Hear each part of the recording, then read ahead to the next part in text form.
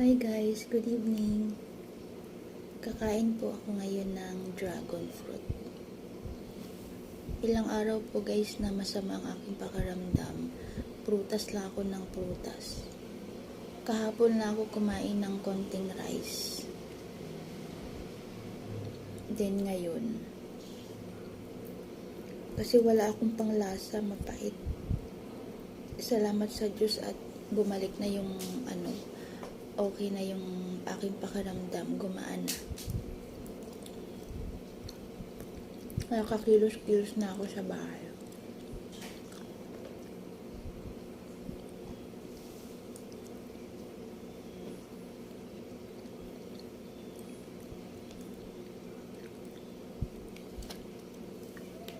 Sabi ni Nikki, kumain daw ako ng grapes kasi pampalakas daw yun.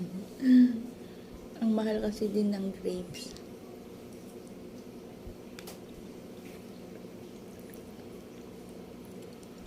Itong dragon fruit naman, sakto lang yung lasa niya, hindi siya sobrang tamis.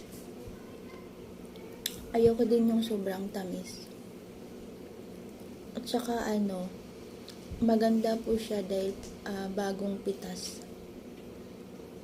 Hindi siya malata ang laman. Si Bunso lang yung ayaw nito guys eh. Si Ate TJ gusto nito. Pati si Kuya Dave. Si Papa yan. Paborito din to ni Papa.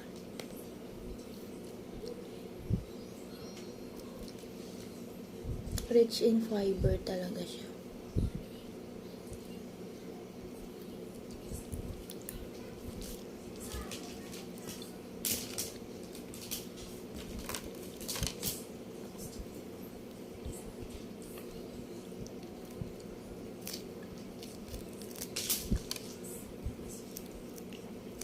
Yung nararamdaman ko guys lately ay giniginaw ako. May time na giniginaw, then may time na pinagpapawisan.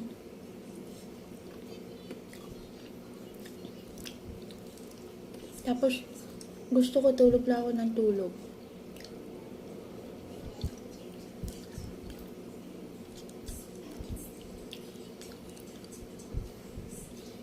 Kasi mabigat yung aking ulo.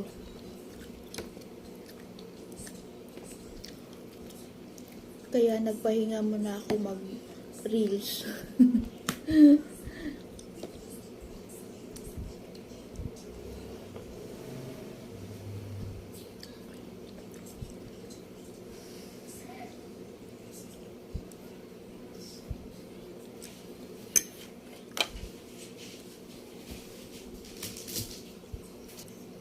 Ang sarap din guys, partner yung orange sa dragon fruit.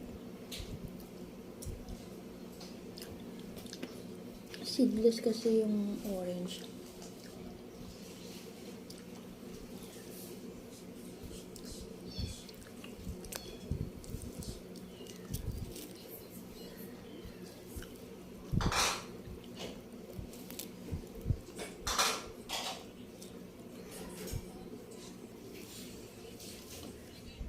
Ganun lang ang ginawa ko guys, yung sama ang pakiramdam ko.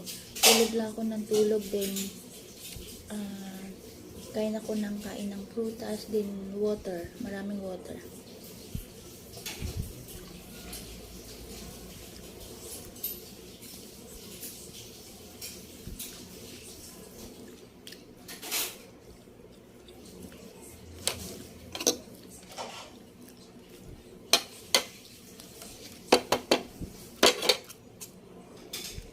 Salamat sa Diyos at okay na rin po ako. Hindi ko na maubos ito mga kapatid. Bukas ulit. Thank you everyone. Good evening. Ingat po tayong lahat at ingat po kayo dahil ulan ng ulan. Puso ang sakit ngayon. Inom lang po ng maraming water. Kung wala pong gagawin sa labas, magstay na lang po sa bahay. Kasama din po kasi sa akin naramdaman ay naambunan kami ni Papa Val sa labas nung nagpunta kami sa site. Thank you everyone and may God bless us all. Bye!